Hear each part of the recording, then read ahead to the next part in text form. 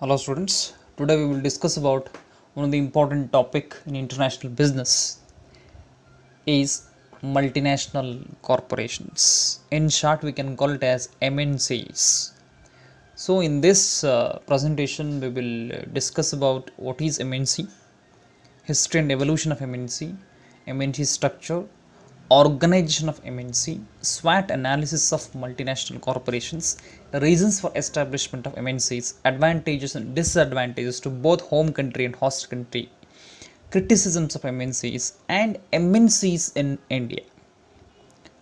Right. First thing, what do you mean by multinational corporation? Correct. What do you mean by multinational corporation in the sense? There are two perspectives. One is multi and another one is national. Multi in the sense two or more, national in the sense nothing but countries. Two or more countries, the basic genesis of the multinational companies. Means it is a corporation that manages the production, deliver the services in more than one country. In more than one country can be called as multinational company. And the definition of multinational company, according to Franklin, MNC is a parent company that engages in foreign production through its affiliates located in several countries, exercise direct control over policies of its affiliates, implements business strategies in production, marketing, finance and staffing that transcend national boundaries. You know the basic meaning of international business. Any cross-border transaction takes place between two or more countries can be called as international business. Same thing, international business done by MNCs or international corporations or transnational corporations or global corporations. By engaging in foreign production, by exercising their controlling, and by implementing their business strategies in production, marketing, finance and staffing across the national boundaries, across the beyond national boundaries, can be called as multinational corporation. And the examples of multinational corporations, for example, Ford, four-wheeler manufacturer, IBM, British Petroleum, McDonald, Philips, correct? Walmart, world largest retailer. And the next thing, how the MNCs classified, on what basis we are going to classify the MNCs? Correct? Subsidiaries, operations in countries, promotion of assets and revenue, and stakeholdership in different countries. Based on four categories we will classify the MNCs. And the history and evolution of multinational companies. These corporations originated early in 20th century and expanded after World War II.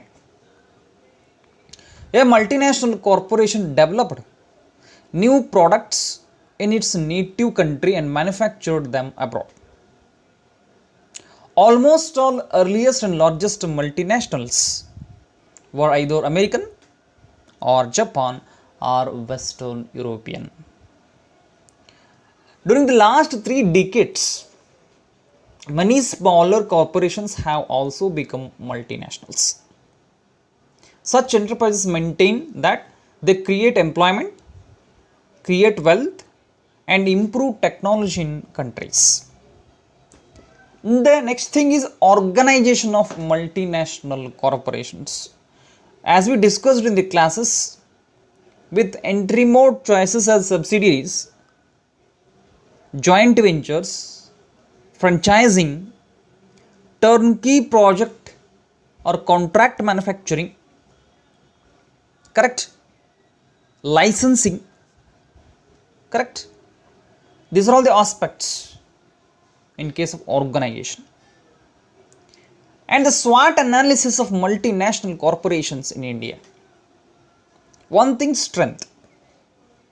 Definitely low cost, well developed infrastructure, opportunities, leverage government, always inviting these people to their economy, attracting new industries. Definitely weaknesses: location is often very distant, lack of transportation facilities, and flexibility or inflexibility, we can call it as. And threats in the sense, definitely government restrictions and quotas. Correct, some countries they impose restrictions and some countries restrict the guidelines with quotas. Correct. Next thing, reasons for establishing the MNCs in India. Correct, reasons for establishing the MNCs in India. Definitely, first thing, to increase the market share, to secure cheaper prices and labor,